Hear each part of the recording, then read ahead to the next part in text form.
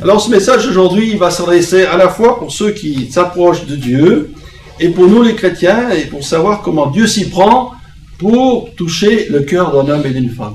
C'est comment Dieu agit pour sauver une âme. C'est toujours intéressant lorsqu'on évangélise de savoir comment Dieu s'y prend.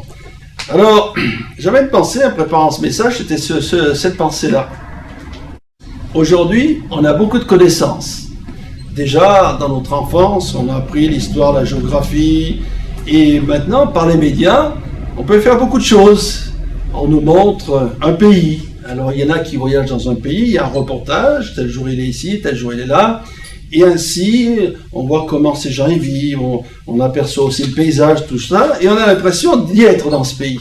C'est une fiction, on n'y est pas, mais on a l'impression d'y être. De même, peut-être il y aura aussi un reportage sur une traversée avec un magnifique paquebot, comment ça se passe dedans, on verra la mer, les poissons, et les paysages. Et là aussi, nos médias produisent cela avec tellement de réalité qu'on a l'impression qu'on y est. Et en réalité, on n'y est pas. Donc on vit dans une époque où il y a beaucoup de choses qui paraissent mais qui ne sont pas. Et dans la vie spirituelle, c'est pareil. Certaines personnes, nous les rencontrons, elles ont une religion, ou elles ont même lu la Bible. Certaines suivent la réunion régulièrement, chantent des cantiques avec nous, et on dit, tiens, ce sont des bons chrétiens, mais en réalité, ces personnes ont simplement une connaissance, mais il leur manque le vécu et l'expérience. Et on ne peut pas dissocier la vie spirituelle de la connaissance, et la connaissance, il faut en avoir, connaissance de la parole de Dieu, c'est quelque chose d'important, mais il ne faut pas s'arrêter là. Il faut aussi l'expérience, il faut aussi le vécu. Alors nous allons voir un texte dans le livre des Actes des Apôtres où un homme est passé par ces deux étapes. Il est passé par la connaissance et l'expérience. Alors on lit ça dans le livre des Apôtres, l'Acte des Apôtres au chapitre 8, et on va retrouver deux personnages. Philippe l'évangéliste et le ministre éthiopien. Alors, on va situer un peu, pour ceux qui ne connaissent pas bien la parole de Dieu, ces événements. L'Église primitive est née à la Pentecôte, il y a eu beaucoup de conversions, et puis il y a eu la persécution. Ainsi, les disciples de Jésus ont été dispersés là un peu partout, et Philippe s'est retrouvé en Samarie. Et là, il annonçait la parole avec une grande conviction, il y a eu des miracles, des foules qui sont venues. C'était un réveil formidable. Et puis, est venu de se joindre à Philippe, Jacques et Jean, les apôtres, pour continuer cette œuvre naissante. Et là, donc, alors que tout était pour le mieux, Philippe va être interpellé par le Seigneur pour une mission particulière. Les voies de Dieu sont impénétrables. Et Dieu nous surprend par sa manière d'agir, mais c'est normal puisqu'il est Dieu. Il a une sagesse infinie. Alors, on va retrouver Philippe, là, pour lire ce texte, donc, dans les Actes des Apôtres, au chapitre 8 et au verset 26. Voilà ce récit. Un ange du Seigneur, s'adressant à Philippe, lui dit, « Lève-toi et va du côté du Midi, qui est sur le chemin qui descend de Jérusalem à Gaza, celui qui est désert. » Il se leva et partit. Et voici un Éthiopien, un eunuque, ministre de Candace, reine d'Éthiopie, et surintendant de tous ses trésors, venu à Jérusalem pour adorer.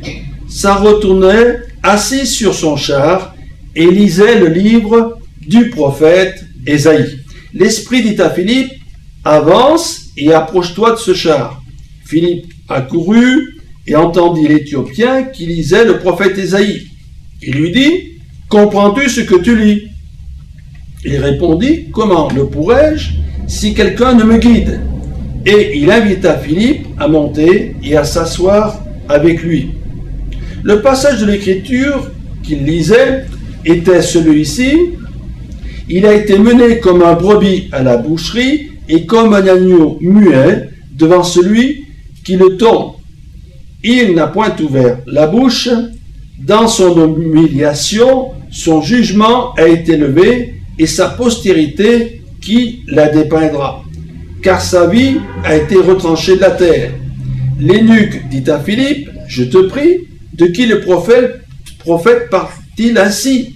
Est-ce de lui-même ou de quelqu'un d'autre? Alors Philippe, ouvrant la bouche et commençant par ce passage, lui annonça la bonne nouvelle de Jésus.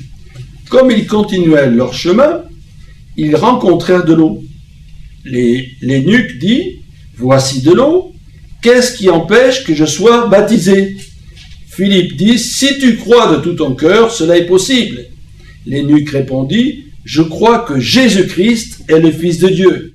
Il fit arrêter le char, Philippe et l'eunuque descendirent tous deux dans l'eau, et Philippe baptisa l'eunuque. Quand ils furent sortis de l'eau, l'Esprit du Seigneur enleva Philippe, et l'eunuque ne le vit plus, tandis que joyeux, il poursuivait sa route. Voilà un magnifique récit authentique, je précise, et c'est toujours glorieux de voir ce que le Seigneur est capable de faire et comment il s'y prend. Il s'y prend de manière un peu particulière. Un ange du Seigneur s'est adressé à Philippe. C'est bien, hein? Vous croyez aux anges, j'espère. Vous voyez, les anges sont au service de Dieu, et il est possible qu'on ait rencontré un ange sans le savoir, et cet ange lui donne un ordre. Lève-toi et va du côté du midi sur le chemin qui descend de Jérusalem à Gaza. Voilà, il lui donne un ordre, et cet homme, donc, il était dans un réveil spirituel, il aurait pu dire, oh ben, écoute, j'ai beaucoup de choses à faire, il y a des gens qui se tournent vers le Seigneur, mais là, il est obéissant. Il est obéissant, et il y avait donc deux routes pour mener à Gaza, une qui allait le long de la côte, et une qui était un chemin désert. Donc il va là-bas, et sûrement qu'il aperçoit de loin un char avec tiré par les chevaux, et puis un homme ou plusieurs hommes à l'intérieur de ce char, dont un Éthiopien. Et cet Éthiopien, il était ministre de Candace. Et le Saint-Esprit lui dit, avance ici et approche-toi de ce char. C'est ce qu'il fait. Et là, il a un dialogue avec cet homme, ce ministre des Finances de la reine d'Éthiopie. Cet homme était en train de lire un rouleau. À l'époque, il n'y avait pas ces beaux livres où il y a toute la Bible en entier, mais il y avait simplement des parchemins. Il n'y avait pas aussi le Nouveau Testament, il n'était pas écrit. Et là, il possédait ce livre. Et là, donc, il lisait quelque chose qu'il ne comprenait pas. Et ainsi, Philippe est monté dans son char et il lui a parlé de l'Évangile. Il lui a parlé du message de la bonne nouvelle de Jésus-Christ. Amen. C'est toujours une bonne nouvelle, que ce soit de ce temps-là, et encore mieux aujourd'hui, où il n'y a que des mauvaises nouvelles. L'Évangile, c'est la bonne nouvelle pour nous tous. Alors, on va voir maintenant qui était ce personnage. Voilà, un Éthiopien qui a fait un grand voyage. J'ai regardé à peu près quelque part, ça devait représenter 2000-2500 km. C'est pas mal, hein, à cheval, avec son char, et surtout que c'est des pays où il fait chaud, il va peut-être voyager le matin ou le soir, lui a fallu peut-être un mois ou plus, l'aller-retour. Voilà cet homme qui est déterminé. Première chose importante, on voit un homme déterminé. Et pourquoi est-il allé à Jérusalem pour adorer Dieu? Sûrement que comme il était ministre, il a eu affaire à des négociants qui étaient sûrement juifs, parce que les juifs sont souvent dans le commerce, et il a entendu parler de l'éternel Dieu. L'éternel Dieu qui était différent des dieux qu'il y avait dans son pays. Un Dieu qui est éternel. Un Dieu qui est amour. Un Dieu qui est notre créateur, qui a créé le monde. Voilà un Dieu parmi les dieux païens qui existaient, qui était très différent, évidemment. Et cet homme, donc, il a su faire la différence entre le Dieu qu'on lui présentait et les dieux, les religions qu'il avait lui-même. Il a compris qu'était là la vérité. Voilà un homme qui était sincère, un homme qui cherchait à connaître Dieu. Et ainsi, il est monté à Jérusalem, mais pas simplement en touriste. Il est monté pour adorer Dieu, ce qui veut dire qu'il avait déjà quelque chose dans son cœur. Il avait déjà, qu'on peut dire, le Seigneur qui agissait dans sa vie. Et ainsi, il est allé à Jérusalem. On ne sait pas s'il a été au temple, aux synagogues, mais enfin, il a été jusqu'à Jérusalem et il a fait ce grand voyage parce qu'il voulait, il était déterminé à connaître l'éternel Dieu. Et tous ceux qui sont déterminés, qui veulent connaître le Seigneur, ils le rencontreront. La Bible nous dit que celui qui cherche, il trouve. Amen. Si on cherche Dieu, on le trouvera. Et surtout si on le cherche de tout son cœur. Et j'invite quelqu'un parmi nous à y mettre tout son cœur, à rechercher le Seigneur et à vouloir désirer vraiment qu'il se révèle dans sa vie. Et pour un seul homme, Dieu a déplacé ici son serviteur Philippe. Mais j'ai ce témoignage aussi dans un pays d'Afrique du Nord, d'une jeune fille qui avait trouvé un petit traité par terre, là, où elle a lu un petit traité, et ça lui a donné soif de connaître Dieu. Elle a fait une petite prière, et Dieu a envoyé un homme de Dieu pour parler à cette jeune fille. Voilà. Et lorsqu'on est vraiment sincère, eh bien Dieu se fait connaître à nous, et Dieu envoie quelqu'un, un témoin, un serviteur de Dieu, pour qu'on entende l'évangile. Et ainsi cet homme, il a été là avec Jean-Baptiste. Alors, le voilà donc dans son char, il a ce rouleau de parchemin, le prophète Ésaïe, et évidemment, c'est au chapitre 53, il ne pouvait pas bien comprendre le sens de ce qu'il a lu. Comme on a lu ce texte, il a été mené comme une brebis à la boucherie, comme un agneau muet, devant celui qu'on le tord, il n'a point ouvert la bouche. Pour quelqu'un qui ne connaît pas grand-chose, c'est vraiment difficile à comprendre. Et le Seigneur a envoyé Philippe pour lui parler de ce texte, mais aussi de lui annoncer l'évangile. Donc cet homme, à ce moment-là, il avait une certaine connaissance de Dieu. Comme je dis, il y a la connaissance et l'expérience. Il avait découvert un peu l'éternel Dieu, l'éternel qui est bon, qui bénit, sûrement qu'il a entendu au travers de ce qu'on lui a dit, que l'éternel avait délivré là, le peuple qui était esclave en Égypte, par la main de Moïse, par des grands miracles. Il a dit des choses glorieuses, ça c'est très bien, ça c'est ce qu'il a entendu. Maintenant c'était son cœur qui devait être touché. Alléluia. Et il faut les deux choses. Et là, à partir de ce moment-là, où Philippe va annoncer l'évangile, son cœur va être touché, parce que Philippe va lui prêcher l'évangile avec la puissance et l'autorité de Dieu. Il y a différentes façons d'entendre un message venant de Dieu. Ça peut être simplement une litanie, des choses qu'on répète, comme ça, il n'y a pas de vie, il n'y a pas de force. Ou ça peut être le message de l'évangile avec la puissance de Dieu et du Saint-Esprit.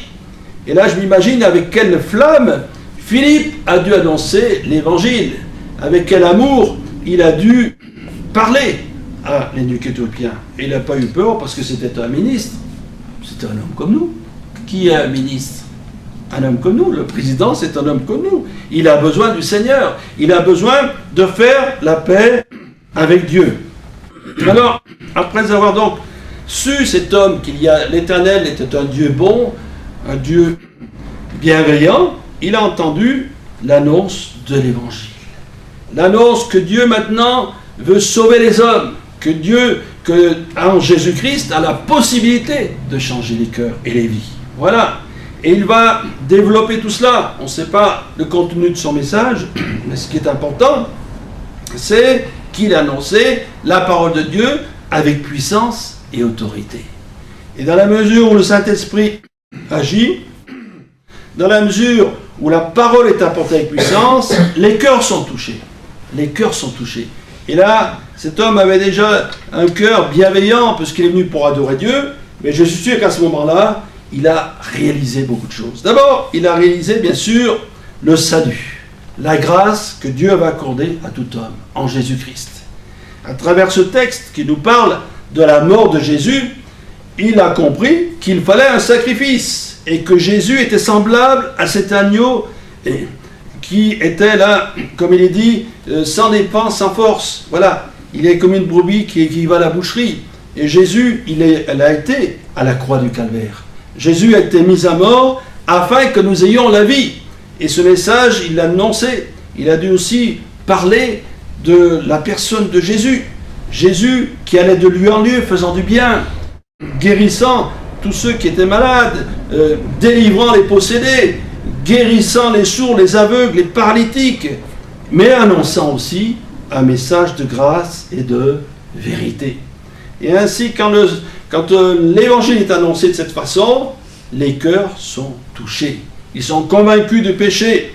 Et cet homme a à la fois été convaincu de péché, cet homme a senti la présence de Dieu, mais aussi sa misère. Lorsque on lit les récits des réveils, et même parfois dans des réunions toutes simples, lorsque l'évangile est annoncé, lorsque le Saint-Esprit touche les cœurs, eh bien les gens réalisent leur film de leur vie. C'est comme s'ils voyaient un film, et ils voient toutes sortes d'actions qu'ils ont commises, et puis ils se sentent convaincus de péché.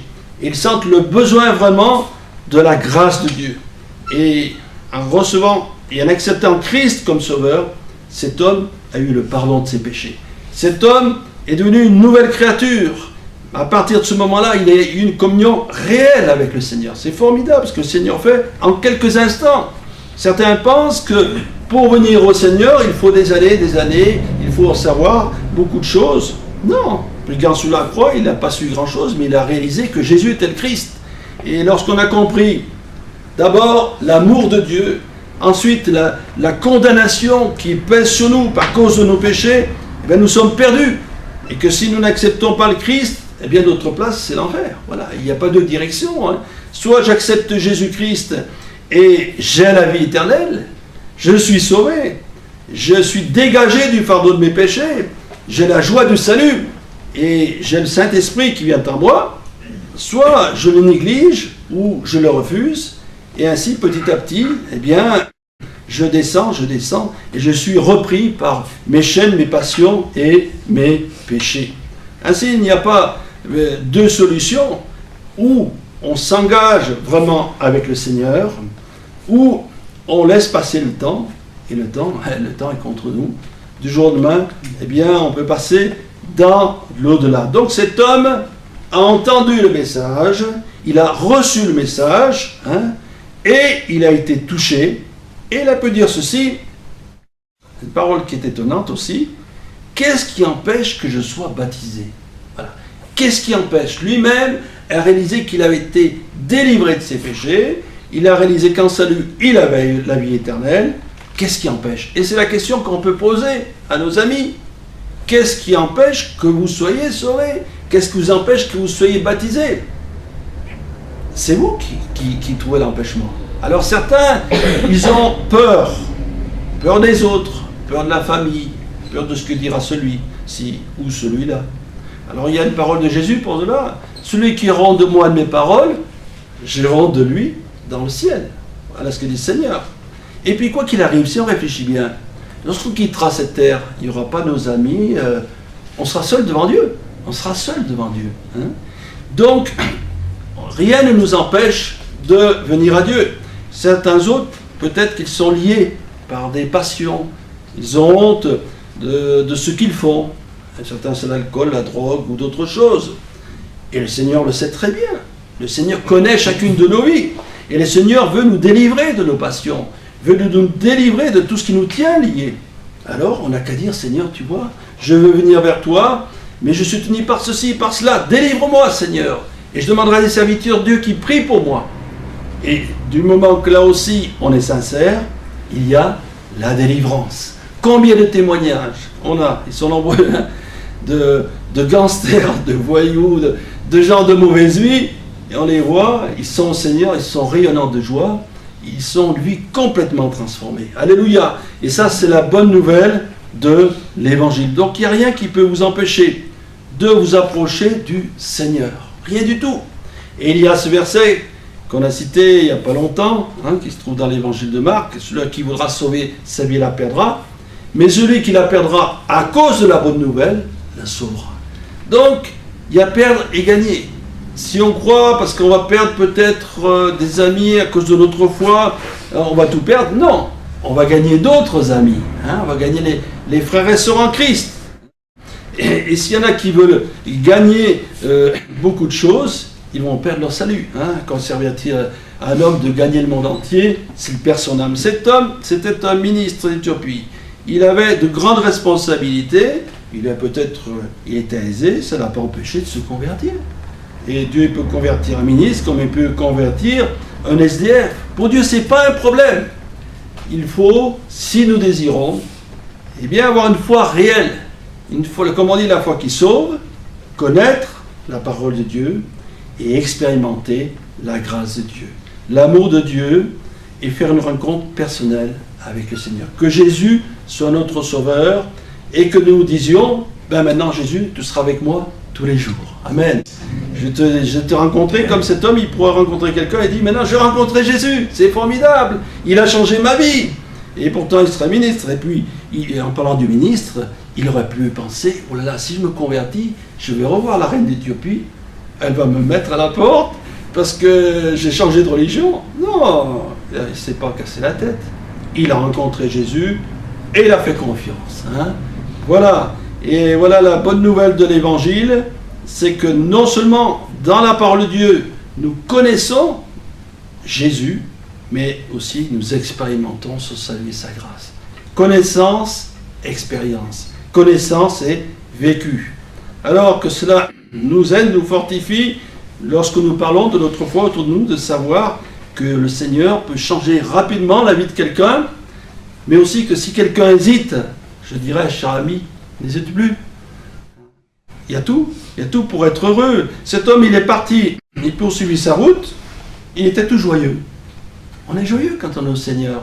Pourtant, dans les temps qu'on vit, avec la crise et tout cela, on pourrait déprimer. La crise, c'est la crise. Et puis, nous, on sait où on va. On a notre nom inscrit dans le livre de vie. Alors, c'est la joie. Comme on chante des cantiques, c'est la joie du ciel. Amen.